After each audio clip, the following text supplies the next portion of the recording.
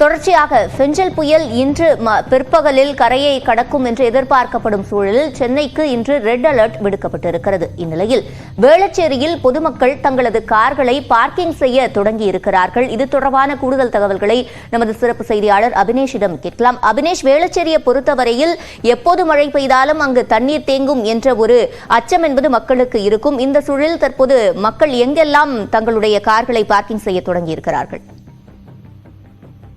சென்னை நகர் முழுவதும் காலை 5 மணி முதல் இந்த கனமழை இடைவிடாமல் பெய்து வருகிறது. குறிப்பாக தென் சென்னை பகுதியில் இருக்கக்கூடிய இந்த மழையால் தென் சென்னை பகுதியில் பாதிக்கப்படக்கூடிய மிக முக்கியமான ஒரு பகுதிகளில் இந்த வேளச்சேரி மடிப்பாக்கம் பகுதி.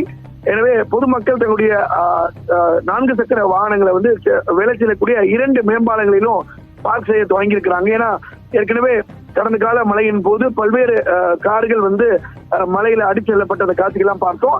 எனவே தொடர்ச்சியாக கடந்த சில மலைகளை இந்த பாலம் திறக்கப்பட்ட நேரத்திலிருந்து பொதுமக்கள் இந்த மலையிலிருந்து தன்னுடைய வாகனங்களை தற்காத்துக் கொள்வதற்காக வேளச்சேரியில் இருக்கக்கூடிய 2 மேம்பாலங்களிலும் நிறுத்துவது வழக்கமாக இருக்குது. அந்த வகையில இன்று காலை அதிகாலையிலிருந்து சுமார் 20க்கும் மேற்பட்ட 4 சக்கர வாகனங்கள்ல 2 மேம்பாலங்களையும் நிறுத்த தொடங்கி இருக்கிறாங்க.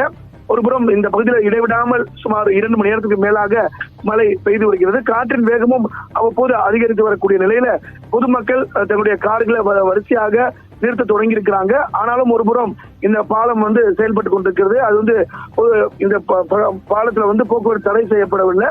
அதனால மற்றொரு புறம் வாகனங்களை இயக்குவதற்கும் அதுக்கு ஏதுவாக வழிவிட்டு அந்த ஓரமாக ஒரு 20க்கும் மேற்பட்ட கார்களை நிறுத்த தொடங்கியிருக்காங்க. இன்னும் சில மணி நேரத்துல முழுவதுமாக இங்க பார்க்கிங் ஃபுல் ஆகக்கூடிய வகையில ஒவ்வொரு கார்களா வரக்கூடிய காட்சிகளையும் பார்த்து வருகிறோம். சிவராஜன், விவரங்களை வழங்கியமைக்கு நன்றி அபினேஷ்.